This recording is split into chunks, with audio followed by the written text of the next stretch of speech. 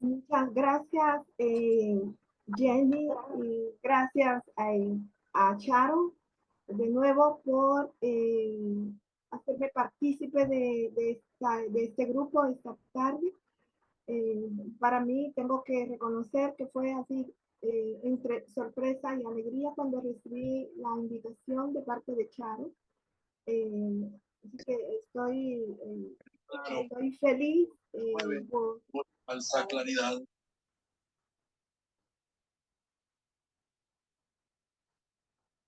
Estoy feliz por poder compartir con ustedes.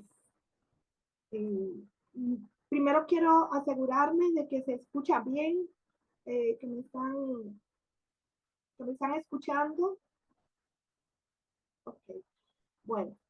Eh, la propuesta es hablar como de mi experiencia, de mi hacer teológico, ¿no? Un poco cómo hago mi hacer esta teología de la que hablo en algunos de mis textos, de mis escritos y también algunas de las conferencias. Fíjense que cuando me propusieron el tema, para mí siempre los temas son como un desafío, ¿no? Un desafío, me dejo como abrir a lo nuevo que puede salir, utilizando pues algunos recursos que ya he utilizado en otros momentos y ver cómo pueden tener sentido para ustedes, para este grupo. Entonces, acójanlo esto como algo, así que ofrezco, como dice la canción, eh, con, como desde el corazón, ¿no? Y que pues lo que lo coloco ahí como para dialogar, para conversar con ustedes, para enriquecerlo. Entonces espero que pueda ser también en ese sentido provechoso para ustedes y también para mí, lógicamente, ¿no? Yo digo que los aprendizajes siempre son dialécticos y así que aprovechemos esta tarde para eso. Como a veces me desorganizo en las ideas, me gusta usar una presentación porque me ayuda como a seguir un poco el orden. A veces no lo consigo, pero bueno, ahí ustedes me van ayudando, ¿no? Y voy a, yo quería iniciar justamente con una canción que voy a ver si la podemos escuchar.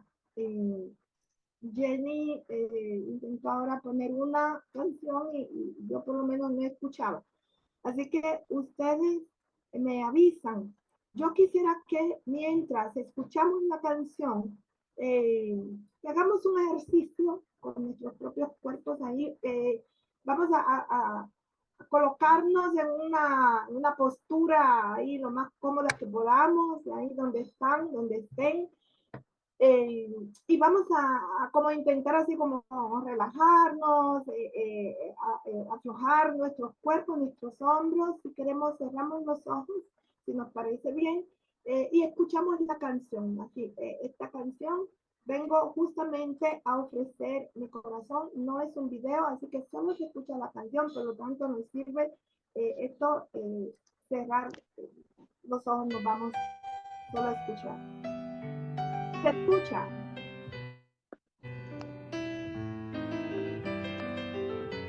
Sí, señora.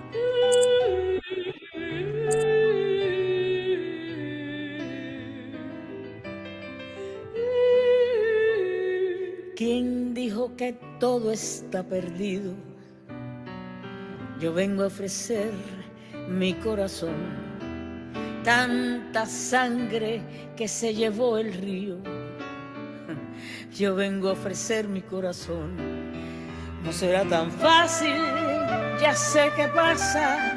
No será tan simple como pensaba, como abrir el pecho y sacar el alma. Una cuchillada del amor, luna de los pobres siempre abierta.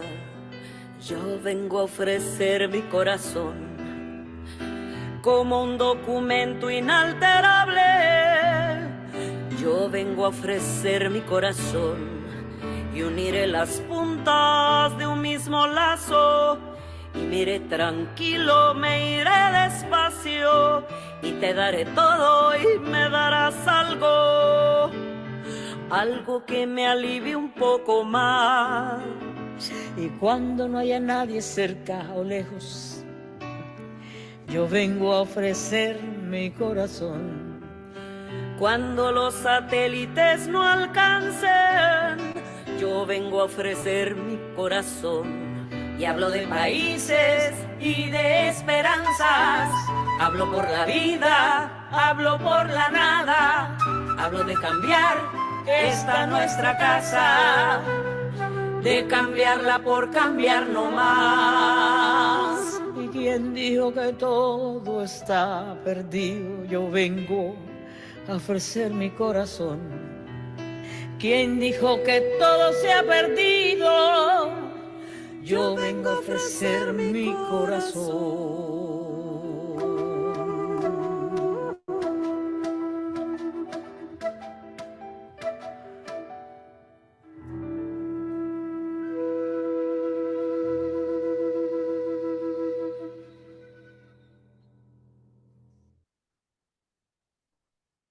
Bueno, desde espíritu, ¿no? que nos provoca, que nos anima esta canción, a mí por lo menos me sirve así como para entrar así en sintonía con ustedes.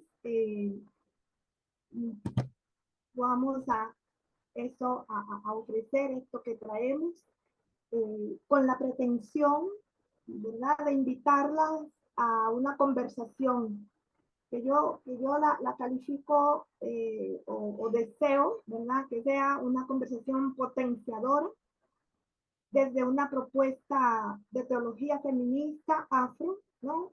Es evidente por qué lo de afro.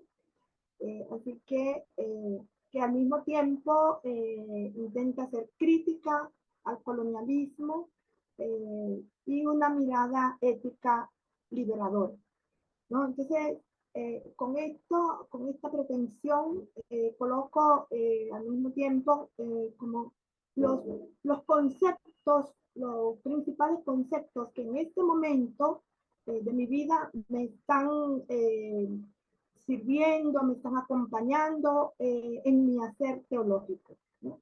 Mi hacer teológico se construye desde diferentes aspectos y es lo que quiero eh, pues, pues compartir e invitarla a conversar sobre eso, ¿no? Eh, y la primera pregunta que me hago es, ¿desde dónde es que voy construyendo esta propuesta teológica? ¿Desde cuáles aspectos, ¿no? ¿Desde qué lugar? Yo siempre digo, nosotros hacemos teología y la primera pregunta es, ¿desde dónde hacemos teología? Porque tenemos muchos lugares posibles, lugares físicos, geográficos, pero también lugares epistémicos, ¿no? Que nos pueden provocar hacer teología. Entonces, el primero, el número uno, así, desde dónde, lo respondo a través de prestar atención a un contexto sociopolítico y cultural específico, en el que, según datos que vemos en los periódicos, en las noticias, pero principalmente estoy apoyándome de los datos que salen en los informes de la CEPAL, por ejemplo, o en ONU Mujer, que son pues, mínimamente confiables, digo yo. 57 millones de habitantes en la región centroamericana, ¿no? Incluyendo, interesante el dato, incluyendo República Dominicana. Me enfatizo eso porque vengo un poco desde ahí, un poco desde mi nacimiento, entonces siempre lo tengo ahí como muy cerca. Entonces, esos 57 millones de habitantes, 18% de la población afrodescendientes. Entonces, desde ahí ven, ¿no? Desde esa historia, digamos, desde ese primer contacto. Y donde 10 millones de la población total eh, en Centroamérica representan esos 57 millones de habitantes. O sea que parece que no somos pocos. Y estos 57 millones de habitantes por su perfil socioeconómico y demográfico viven en condiciones de desigualdades. Una brecha inmensa de inequidad impactan el desarrollo sostenible de estos 57 millones de habitantes. Entonces, esto para mí es como el primer dato que responde a ese desde dónde hago una propuesta teológica o hago teología. Y quiero compartir esta información también con esta poesía, con esa imagen. Las imágenes dentro de todo el texto que voy a compartirles tienen mucho significado, así que les pido bondad, ¿verdad?, de prestar atención a las imágenes también, porque dicen, quieren ser también parte de lo que voy anunciando. Y esta poesía es de Marie Claire Walker, que si no estoy equivocada, es una mujer también afrodescendiente, y la ilustración es hecha por otra mujer afrodescendiente haitiana. Entonces la cargo en mi corazón, ¿no? Es parte también de mi isla. Y tengo esta isla en el corazón, ¿no? Soy cálida como su tierra, viva como su sol, profunda como su mar. No es lo que pretendo. Entonces, desde dónde inicia con esto. Y ese dato de 57 millones de afrodescendientes en Centroamérica, incluyendo República Dominicana, también se agranda con otra información que a mí me interesa colocar también a la hora de hacer o pensar en teología. 131.3 millones de personas afectadas por la inseguridad alimentaria, datos de la CEPAL del 2020, ahora imagino que pueden ser lamentablemente un poco más, ¿no? Pero no tengo el dato más reciente, pero debe andar por ahí cerca, tal vez un poco para encima, ¿no? Y de esos, 41.8% de las mujeres están afectadas por esa inseguridad. El otro dato es sobre la violencia, ¿no?, contra las mujeres. En América Latina y el Caribe, la tasa de homicidios entre jóvenes de 15 a 29 años se estima en 64 víctimas por 100.000 personas. Se encuentran 14 de los 25 países con mayor número de femicidios o feminicidios en el mundo, ¿no?, en este espacio de América Latina, incluyendo el Caribe, ¿no? En mucho, ¿no? En mucho. Entonces, eso no se nos puede quedar. Pero además de esa información, de esos datos estadísticos, tenemos historias distintas de mujeres, rostros concretos de mujeres que conocemos, que conocimos, algunas, y que representan ellas memorias, historias, desafíos, propuestas, ¿no? No solamente nos quedamos con los datos fríos cuando hacemos una propuesta teológica, sino que también traemos para dentro de nuestro corazón, porque es lo que nos mueve el hacer teológico, estos rostros de estas mujeres, ¿no? Y estos rostros representan posturas. Y cuando hablo de posturas, hablo de propuestas, o han representado. Y aunque hayan sido desaparecidas algunas, asesinadas, siguen, ¿no? Sus propuestas siguen vivas, ¿no? Y hablo de postura y me gusta este término, esto de postura, ¿no? Estas mujeres representan una postura, que es una propuesta, y postura tiene que ver con dos elementos, ¿no? El de positus, ¿no? Si nosotros componemos la palabra en su etimología, que significa puesto, y ura, que significa acción. Entonces, cuando hablamos de que estas mujeres tienen una postura, estamos hablando de que estas mujeres tienen una propuesta ética, ¿no? Y cuando hacemos teología, para mí es importante también saber cuál es la ética desde donde actuamos, ¿no? En nuestro hacer teológico, a lo que yo le llamo como ética feminista, ¿no? ¿Cuál es nuestra postura ética feminista?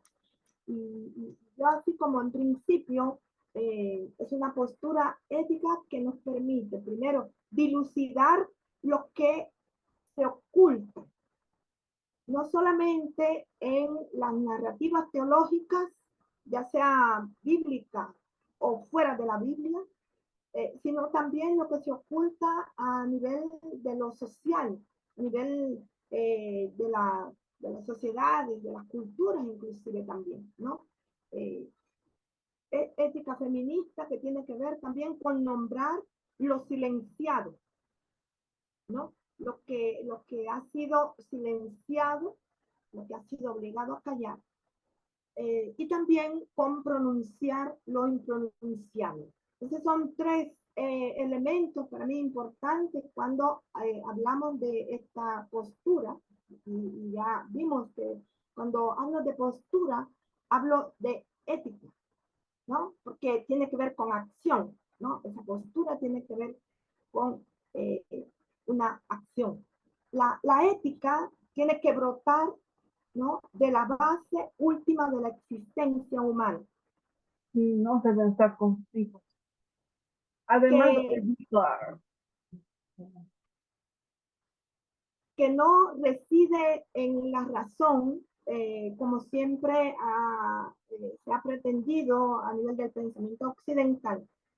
Está una razón sin espíritu y sin afectividad, ¿verdad? Una razón solamente de cabeza, sino una razón justamente que tiene que ver con un espíritu que crea la conciencia, que permite el sentir, el sentirse parte de un todo, el no sabernos desconectar, el sabernos entramar, ¿no? Entonces, es una mirada, es una ética que nos trae una mirada distinta, una comprensión distinta a esto que llamamos razón, ¿no? Y que por lo tanto está movida por el espíritu y también por la afectividad, ¿no? Un elemento ancestral importante que nos conecta no solamente con nosotras mismas, sino con los demás, con las demás, con la naturaleza, ¿no? Entonces es una mirada distinta a la comprensión de razón. Esto para decir que no es una ética digamos, inconsciente, ¿no? No es que actuamos inconscientemente, ¿no? Sino que actuamos movidas por un espíritu que nos conecta y nos hace afectarnos y afectar. Y ahí recuerdo esta afirmación que la he leído de varios autores, pero siempre el que me viene a la cabeza es Leonardo Boff. La razón como la experiencia fundamental, recuerda a él, como una experiencia fundamental. La experiencia fundamental de esta afirmación que hizo Descartes, de pienso, luego existo, se transforma, ¿no?, en siento primero y luego existo, ¿no? Es una razón entonces que se invierte a la razón occidental. Por eso esta ética es una manera de actuar distinta. Siento y luego existo. Dice Leonardo Boff, en la raíz de todo no está la razón, el logos, sino la pasión, ¿no? Por eso esta propuesta de lo que traemos, lo traemos desde el corazón, ¿no? Solo que nos mueve. Y mi hacer teológico está enraizado ahí, ¿no? Esa propuesta.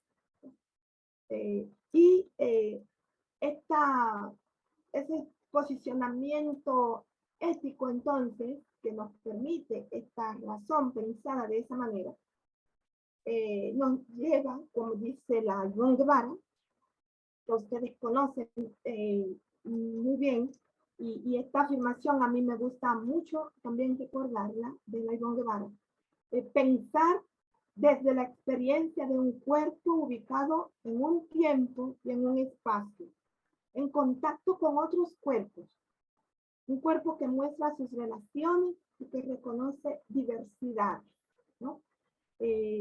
Esta acción ética, esta razón que mueve a esta ética, parte de esta manera de pensar y de pensarnos, ¿no?, desde nuestras experiencias concretas, desde nuestros lugares concretos, desde nuestros datos concretos. Por eso iniciamos, ¿no?, pensando en realidades concretas, ¿no?, para hablar de ello.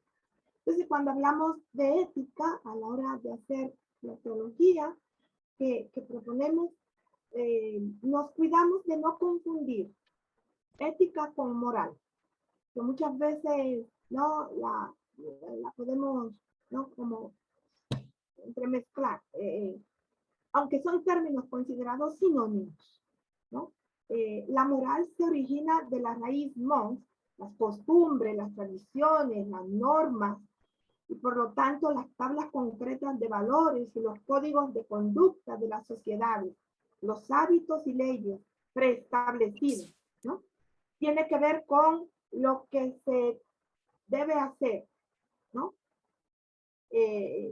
Sin embargo, por eso nos inclinamos más a pensar y hablar y afirmar sobre ética, la cual nos trae principios de fondo, valores que generan una mirada específica diferente, una mirada propia de vivir, de sentir, de pensar y de actuar.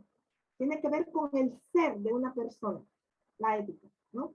Entonces, ¿cómo actuamos frente a? ¿No? ¿Qué pensamos frente a? ¿Qué hacemos frente a? No qué me dictan las normas, ¿no? Entonces, esto es importante también. Porque ética, en su sentido etimológico, proviene de ethos, el significado más antiguo, indica la casa, el lugar donde morar, relacionado al carácter de una persona y su temperamento. Entonces, por eso cuando hacemos teología, preguntarnos por la ética, la acción, cómo actuamos, cuál es mi carácter, es el que me dictan o es otro, es el que encuentro cuando miro, cuando toco, ¿no?, cuando siento, ¿no? Entonces eso para mí es importante desde mi experiencia. Esto me lleva entonces a preguntarme de qué estamos hablando cuando decimos teología. ¿O de qué estoy hablando cuando digo teología? Cuando decimos, pensamos, hacemos teología feminista. ¿De qué estamos hablando? ¿No? Frente a lo que hemos explicado anteriormente. Y la otra pregunta, que la considero también importante, que me hago siempre, constantemente, ¿qué importancia tiene para el trabajo con mujeres dentro de las iglesias, en las comunidades, en la sociedad? Cuando hablo de teología feminista, desde qué postura, desde qué ética, y ¿saben por qué me apasiona pensar y preguntarme esto? Y para hablar de ética, para hablar de teología, hablar de ética, porque muchas veces nosotras hablamos de una manera, pero actuamos de otra manera, ¿no? Y entonces por eso para mí es importante. Bueno, en este momento hasta me gustaría preguntarles a 2 o 3 de ustedes si nos regalan, no sé, algunas palabras sobre lo que piensan cuando hacemos estas 2 preguntas después de haber escuchado lo anterior. 2 o 3 de ustedes que se animen. Y así vamos, ¿no? Haciendo realidad esto que yo decía al inicio de conversar, ¿no? Nos sentamos en un espacio de conversación. ¿Ya?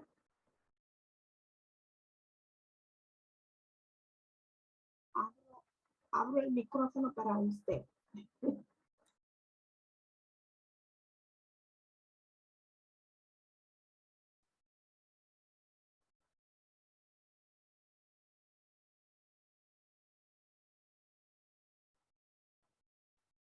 Tranquilas, podemos continuar y más adelante cuando quieran me mandan hacia detener y me dicen ahora sí quiero compartir, ¿ya? Entonces, pero nos quedamos con esas 2 preguntas. Para mí hablar de teología feminista, ¿no? Y cuando hablo de teología, como decíamos, ¿no? Porque tiene la relación con esa ética, con esa acción, nos obliga a deconstruir nuestros pensamientos y prácticas monolíticas, ¿no? Cuando digo monolítica es en una sola dirección, es como aprendimos, es con las normas, es como si no se hace así, está mal hecho, ¿no? Inclusive muchas veces, aunque seamos o nos definamos o nos identifiquemos como feministas, tenemos acciones que pueden ser monolíticas también, ¿ya? Entonces, también por esto se vuelve importante, ¿no? Entonces, para mí es importante eso. Tiene que ver con una crítica permanente, esto de teología feminista, de nuestros propios proyectos y sus posibles enredos, coactación y limitación por las estructuras institucionales patriarcales dentro de las cuales tenemos que pensar y actuar, ¿no? Porque no tenemos otro, ¿no? Entonces, tiene que ver con esto, ¿no? Con una permanente mirada crítica. Tiene que ver con un romper con un régimen de verdades que para algunos y algunas son eternas, ¿no? Y que no se pueden tocar. Pues cuando hablamos de teología feminista, tenemos que tocar ciertas verdades eternas y principalmente aquellas verdades que han causado y causan tanto mal, tanto daño a las mujeres y a los hombres también. A mí me gusta mucho una afirmación que hace esta autora que ustedes conocen también, la Bell Hooks, que ella llama la atención también de pensar, cuando pensamos en estas propuestas, pensar también en el daño que se hacen los hombres, ¿no? Los propios hombres, ¿no? Con esto, no solo nosotras las mujeres, yo creo que en el daño que se hace a todo lo que es diverso, para utilizar un lenguaje más, más inclusivo también, ¿no? Que vaya más allá de hombres y mujeres, ¿no?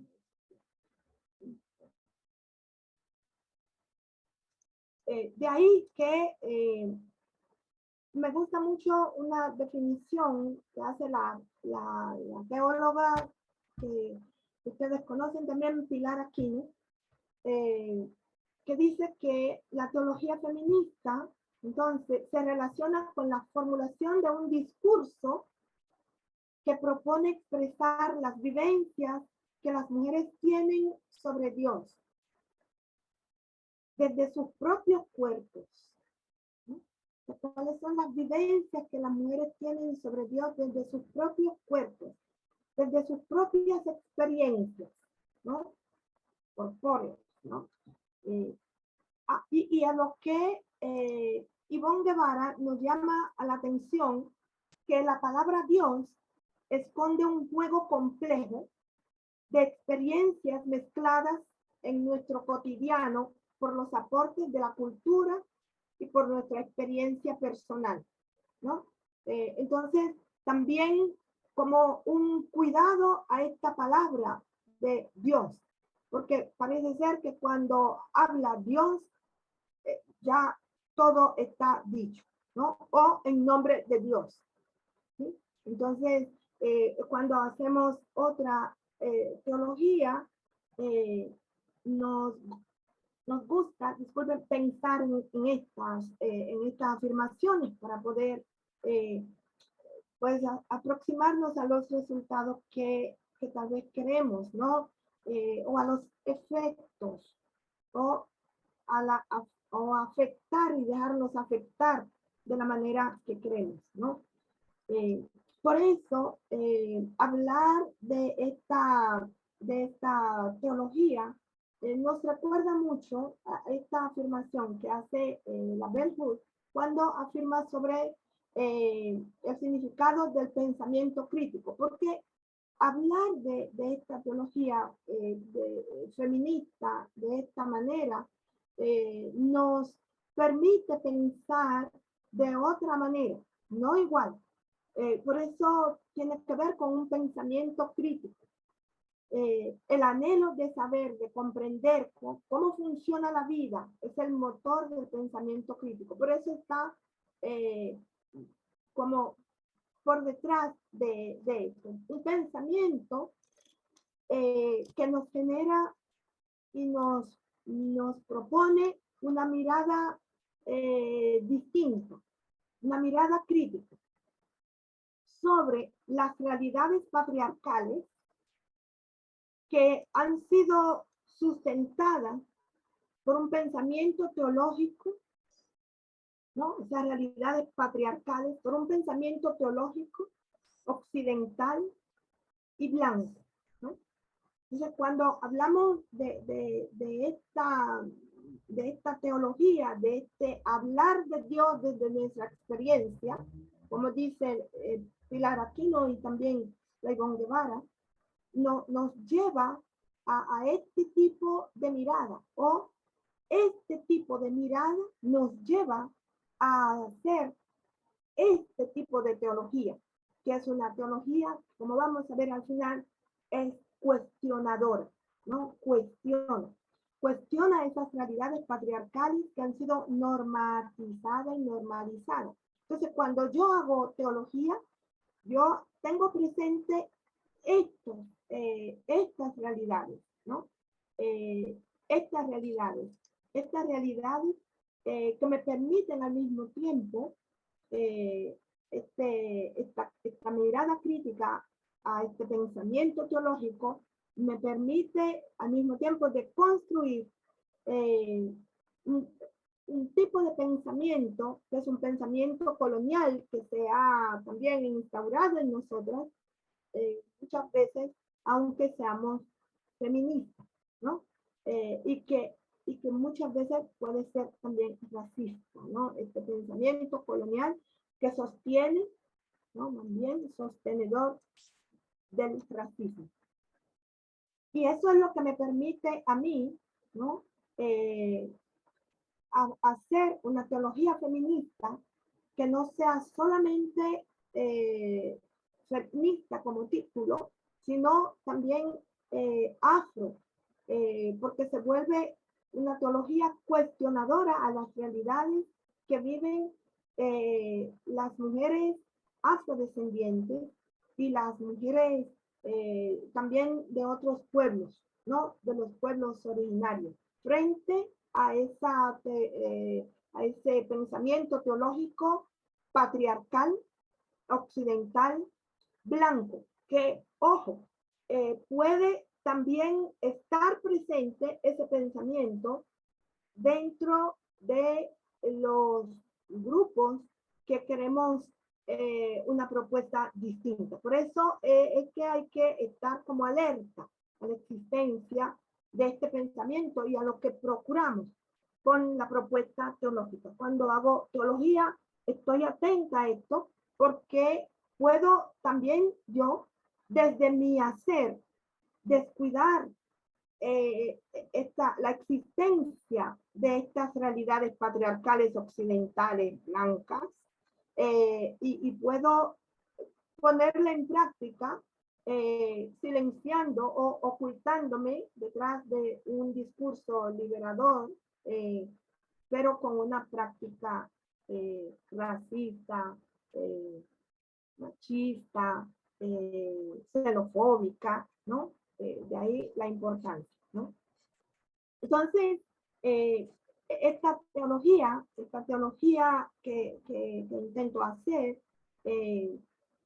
tiene efectos sobre los resultados de ese colonialismo y de ese patriarcado que ha estado presente en nuestros propios cuerpos, ¿no? En la experiencia habitada, yo les llamo, ¿no? Que la podemos palpar en la experiencia habitada, ¿no? De los sujetos en sus propios cuerpos, ¿no? Estos discursos teológicos, en la manera, inclusive, cómo el cristianismo ha contribuido como en dos direcciones, ¿no? Entonces, no generalizo la contribución del cristianismo o de cualquier religión, pero hablo desde el cristianismo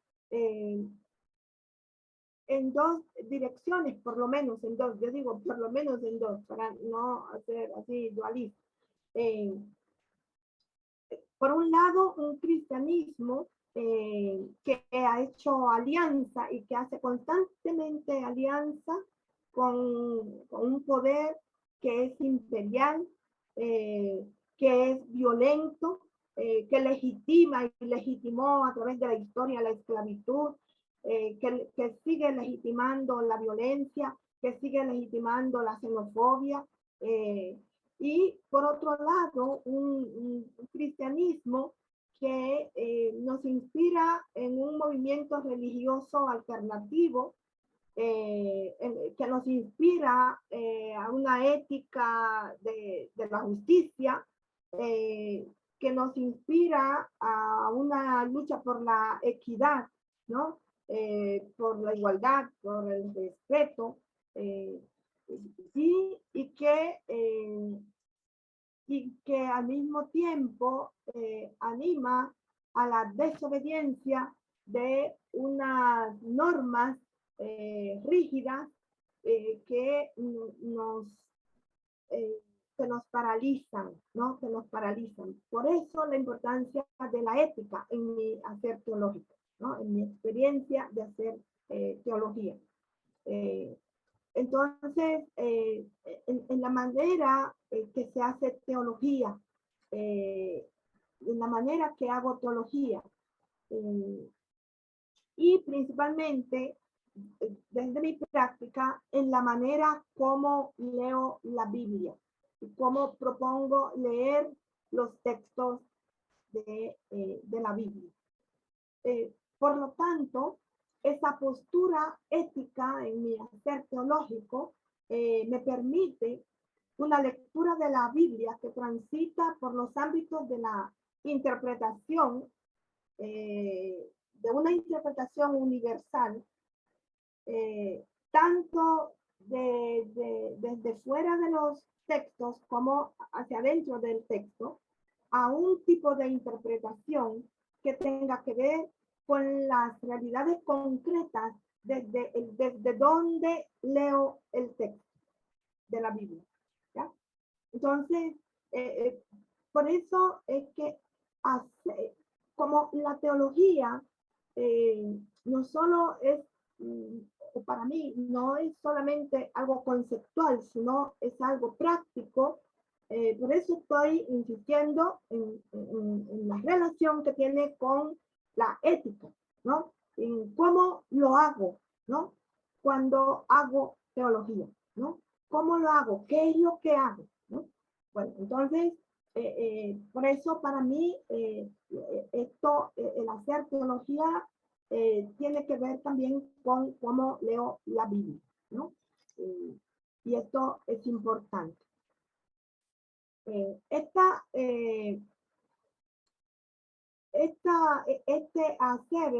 Cómo hago la Biblia, cómo leo la Biblia, cómo hago la teología desde la Biblia, teniendo en cuenta todas las invisibilidades que hay de fuera y de dentro del texto, me ayuda a pensar en esta afirmación que hace la Osier Caroline, que ella dice que la invisibilidad social de mujeres, por ejemplo, en la vida pública, en la antigüedad grecorromana, es comparada a otras culturas, ¿no? En muchas otras culturas, inclusive actuales, ¿no?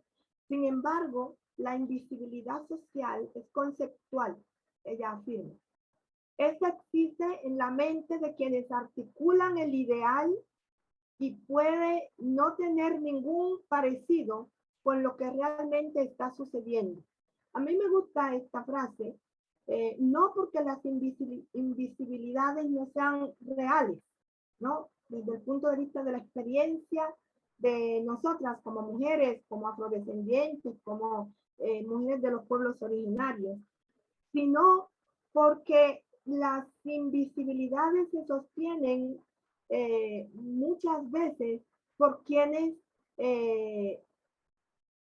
pretenden que solo de esa manera existen los otros, ¿no? Entonces, ser consciente de eso nos ayuda a ver también otras posibilidades, no de las mujeres, no solamente desde las invisibilidades, ¿ya? Bueno, vi que alguien levantó la mano y me gusta eso porque quiero darle la oportunidad. María Luisa. O alguien levantó, o fue por error, o no sé, pero vi una manita que se levantó.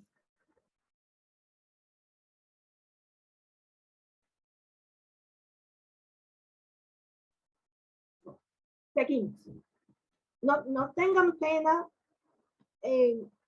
Estos conceptos, ustedes van a ver que ahora se van a ir como desmenuzando, entendiendo más. No tengan pena de hablar, de interrumpirme, de decir, bueno, claridad aquí, a ver si entendí mejor o no, para que aprovechemos bastante este momentito, ¿no? Esto que estaba intentando decir, ¿no? De cómo leo la Biblia, en este hacer teológico, yo quiero hablar ahora en este momento de las posturas éticas de las mujeres dentro del texto, dentro de los textos de la Biblia, que para mí son importantes. Estas que destaco no son las únicas, hay otras mucho más, y ustedes conocen mucho más que yo de otras mujeres, tanto dentro como fuera del texto de la Biblia, que aunque se nos diga que están invisibilizadas, no necesariamente cuando nosotros hacemos el análisis están de esa manera, ¿no? yo hablo de las complicidades de mujeres ¿no? Dentro del texto, regidas por una mirada distinta frente a las normas, ¿no? Mujeres que hacen complicidad, mujeres que actúan de forma distinta frente a las normas. Entonces, cuando yo hago teología desde estas mujeres, me doy cuenta que decir que las mujeres están invisibilizadas en la Biblia de forma general oculta estas mujeres, pero también oculta una intencionalidad de no hacerlas aparecer, ¿no? Un poco eso es lo que trato de decir. Entonces, por ejemplo, Eva, que desobedece una ley, ¿no? Como en Génesis 1, que después desde una teología patriarcal ha sido condenada, ha sido maldecida, ha sido pues sometida, pero su actuación es una actuación de desobediencia, es una actuación ética frente a que se revela a una norma, ¿no? Que quiere ser impuesta, ¿no? En esto es Génesis 1. Otras mujeres que siempre me son de mucha, como de mucha simpatía, son las parteras, que salvan a todos los niños sin excepción. Esto desobedeciendo también normas. Fíjense que la Eva aparece como desobedeciendo una norma que se dice de Dios. Bueno, se dice, ahí sabemos que están los redactores, ¿verdad? En nombre de Dios, haciendo todo aquello. Y aquí las parteras están desobedeciendo otras normas, ¿no? Que son las normas o las leyes del faraón de mandar a matar, y ellas desobedecen. Bueno, otras complicidades de mujeres en estas posturas éticas, en estas acciones que rompen con las normatividades. Tenemos la madre y la hermana de Moisés, desafiando normas y leyes dadas por el faraón. Logran pues cuidar, salvar, proteger, ¿no? Vida. Sabemos también que los textos son patriarcales. Sin embargo, las actuaciones de las mujeres las destaco por este punto de desobediencia de las normas, ¿no? Y después analizaríamos el texto en cómo son construidos, androcéntricos, patriarcales, que eso ya lo sabemos, ¿ya? ¿No? Sin embargo, importante la actuación que ellas hacen, las complicidades que hacen, inclusive con otras mujeres que son de otras culturas, de otras etnias, ¿no? Y para desobedecer se unen, para actuar distinto se unen, se abrazan para proteger a otros, ¿no? Tenemos a Tamar, que también me parece una mujer simpática, que salta las normas de la familia patriarcal, haciendo que Judá se quede evidenciado de no estar cumpliendo la ley que sostienen los patriarcas, digamos, ¿no? Los hombres en ese caso. Tenemos a Ruth, que decide, ¿no? Y aquí por el acto, por la acción de decidir, y aquí me parece importante esto también cuando hago teología, ¿no? Cómo deciden las mujeres, ¿no?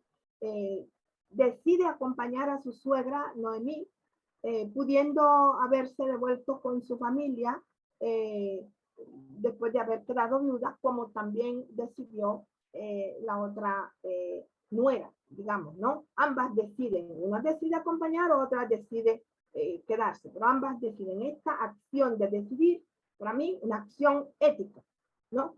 La acción ética, en mi hacer teológico, esto es importante. La otra es Judith, que salva a su pueblo del dominio del imperio, dando muerte a Holofernes, ¿no? También tiene una actuación, aquí es una metáfora, lo de la muerte y todo, pero me atrae esta figura por lo de cómo la postura que tiene frente a una situación que necesita de alguien que decida qué hacer en un momento en el que los ancianos y los sacerdotes están temblando y escondidos. Ella sale al frente y decide qué hacer, ¿no? Y después todo lo que se trae con la oración, ¿no? De Judith, ¿no?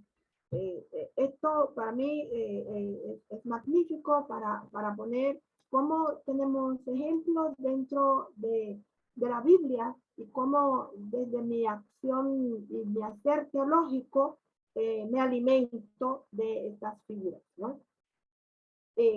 Hay complicidades de mujeres y muchas también en el Nuevo Testamento, y ustedes también conocen mucho y aquí de repente pueden aportar mucho más que yo a esto, ¿no? Desde la perspectiva de la propia dignidad humana de las mujeres, de su propia lucha cotidiana, ¿no?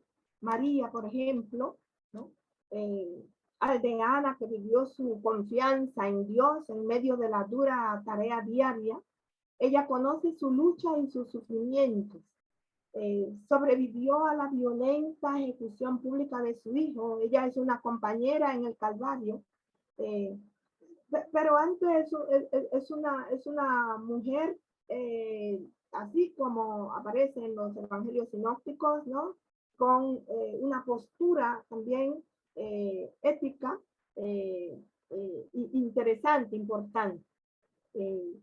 Y es un dato interesante para mí cuando la leo así, es que es deudora también de las leyes, costumbres y expectativas de su sociedad con respecto a los papeles respectivos de las mujeres y de los hombres, ¿no? Y por eso tantas mujeres se reflejan en ella, ¿no? Y es deudora de esas leyes y dentro de ese panorama el canto del Magnífica, ¿no? Me gusta también, ¿no?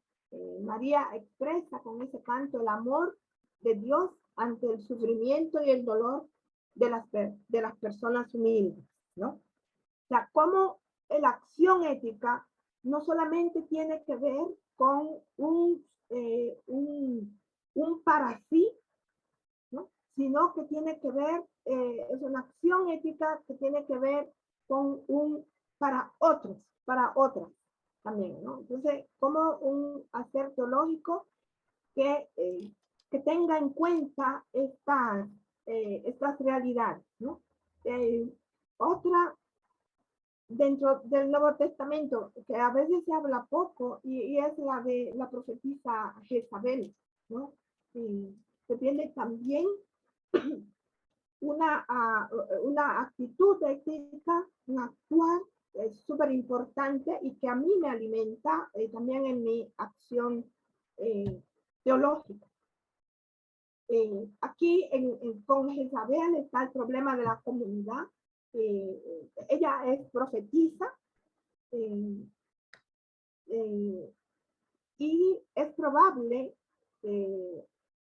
que sea una líder alternativa al autor del Apocalipsis, que se siente amenazado por su liderazgo, ¿no?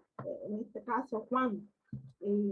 Puede ser que haga parte del movimiento de los Nicolaitas, acusada de desviar en dirección a la prostitución a las personas de la comunidad, ¿no? Entonces, ¿cómo invisibilizan a las mujeres? No solamente dejándola silenciada, también desacreditando su actuar, ¿no? Porque su actuar rompe con las normas, ¿no? Entonces es importante esto. La Schussler Fiorenza tiene un texto en su texto de Revelación, una parte donde habla de esta mujer que a mí me apasiona mucho en mi actuar teológico. Y luego he dejado para ahora, casi para el final, Jeremías 44, los versículos 2, 3, 4, y después salto al 15 porque me interesa. que es muy significativo para mí en esta propuesta de actuar teológico que tiene que ver con rupturas, que tiene que ver con posicionamiento, con posturas, que tiene que ver con como bajar las normas, desmentir las normas como verdades eternas, ¿no? Jeremías 44 es un texto muy conocido que ustedes conocen también. Yo tengo aquí la versión de la nueva versión internacional, la traducción, porque me gusta mucho esa traducción. Y me gustaría que alguien lo lea. Vamos a leer esos 3 versículos y luego estos otros 5 versículos. Si alguien lo lee, si les parece bien esa traducción, la leemos en voz alta y así yo tomo agüita en lo que ustedes lean. Con mucho gusto. Leo. Gracias. Así dice el Señor Todopoderoso, el Dios de Israel. Ustedes han visto todas las calamidades que yo provoqué sobre Jerusalén y sobre todas las ciudades de Judá. Hoy yacen en ruinas, sin morador alguno, a causa de las maldades que cometieron. Ellos provocaron mi enojo al adorar y ofrecer incienso a otros dioses, que ni ellos ni sus antepasados conocieron. Una y otra vez les envía a mis siervos, los profetas, para que les advirtieran que no incurrieran en estas cosas tan abominables que yo detesto.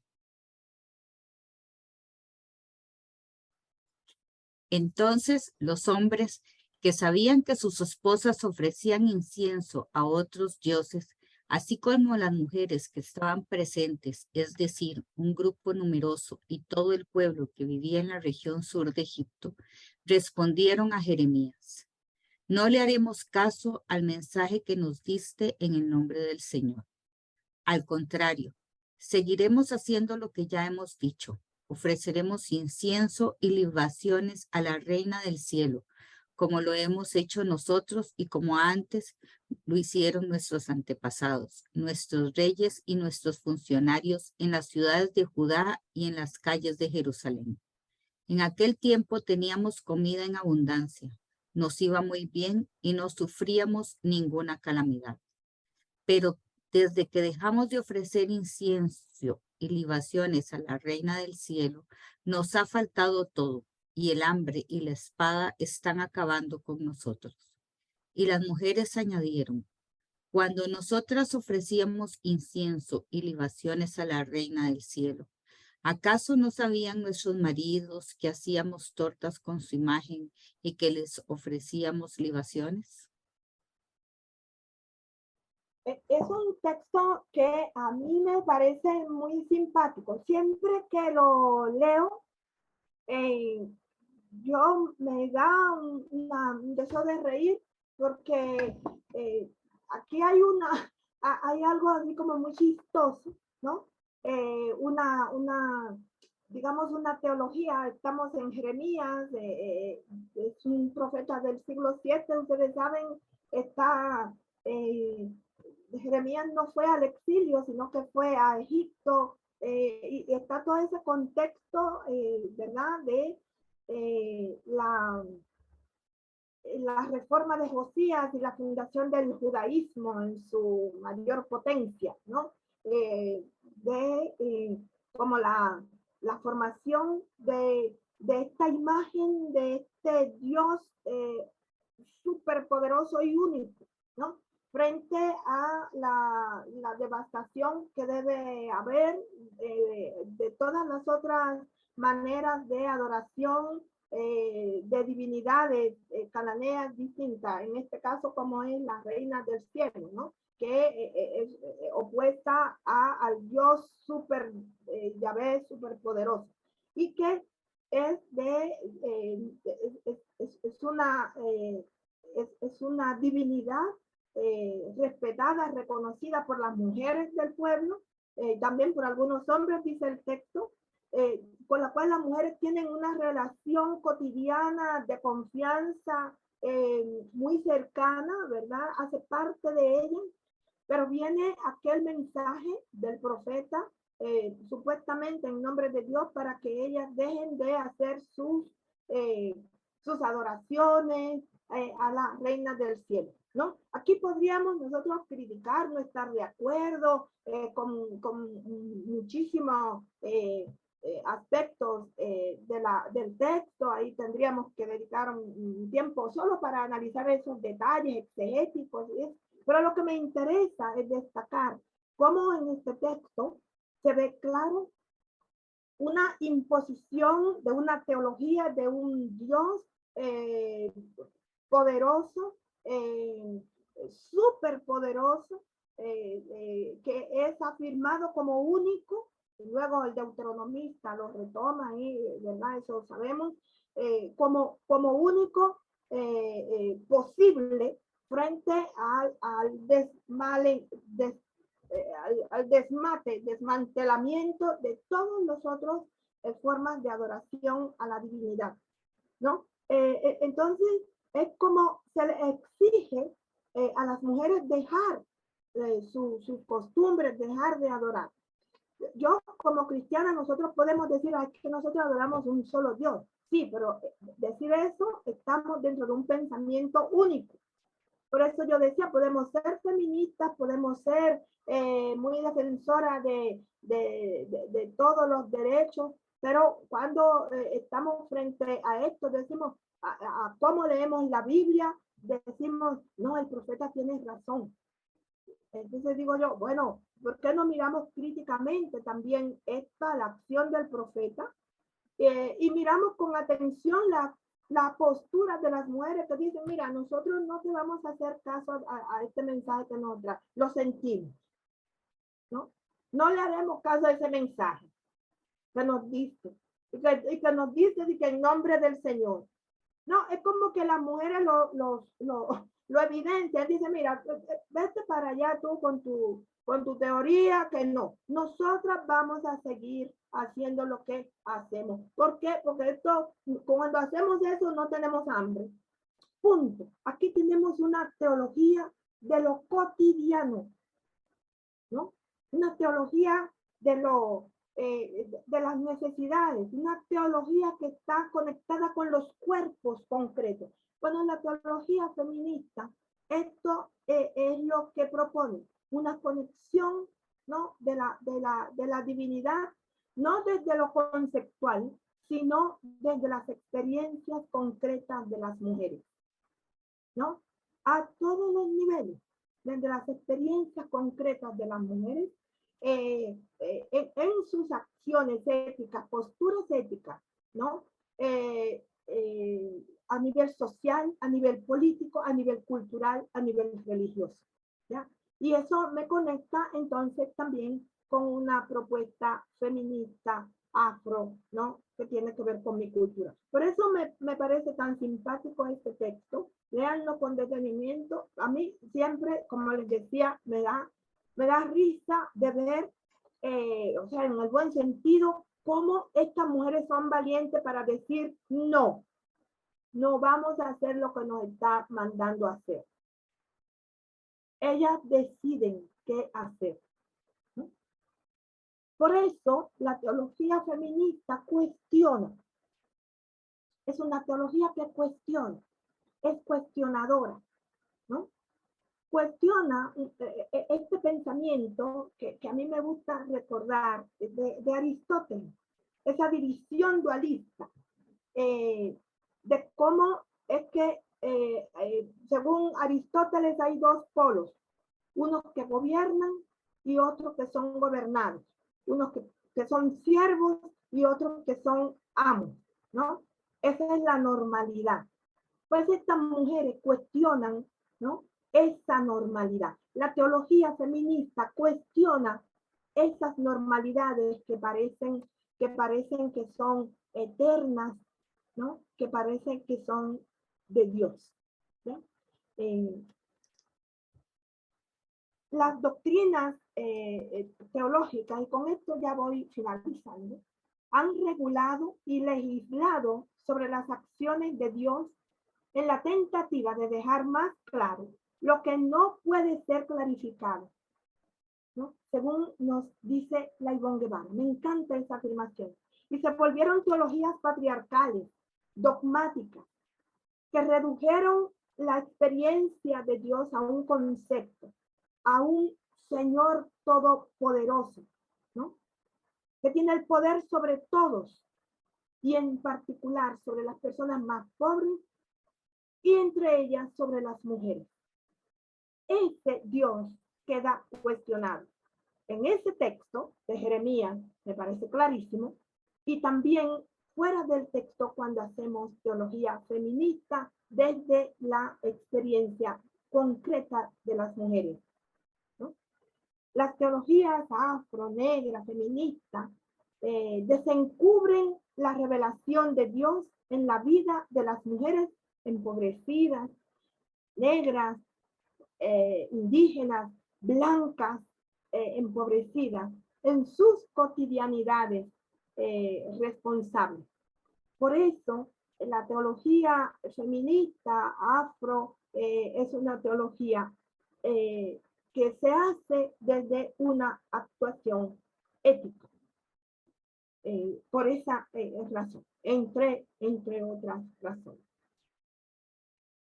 Para finalizar, a mí me gustaría compartirles lo que yo llamo en mi hacer teológico de 4 fundamentos, o que pueden ser, para mí son como 4 fuentes en mi hacer teológico. La primera, la postura, desde donde me ubico, ¿no? Desde qué realidades, desde qué pensamiento, ¿no? La segunda, una mirada crítica, que está conectada con ese pensamiento crítico, ¿no? Que cuestiona, que desvela, que duda, que no se conforma fácilmente con las normas establecidas. La tercera fuente, ¿no?, que me anima a la teología que hago es la ruptura de un contexto patriarcal y colonial que esclaviza, de nuevo, a los cuerpos, ¿no?, de hombres y mujeres. La cuarta es la ruptura con una propuesta religiosa patriarcal colonialista. Y por eso, ante esa ruptura, un llamado a lo que yo llamo, un llamado, un animar a la desobediencia de una conceptualización religiosa, lejos de la vida de las mujeres. Entonces, esa es la teología que hago cuando hago lectura de la Biblia o cuando me reúno con las mujeres. Siempre cuestionando, ¿no?, para provocar esa desobediencia a lo normal, a lo ya así es, a los lenguajes universalizantes, a los ya así son, a los ya no hay salida. Entonces, desde ahí en mi teología, y desde ahí pues quiero ahora sí conversar un poco con ustedes, si les parece bien. Dejo de presentar ahora para ver las caritas.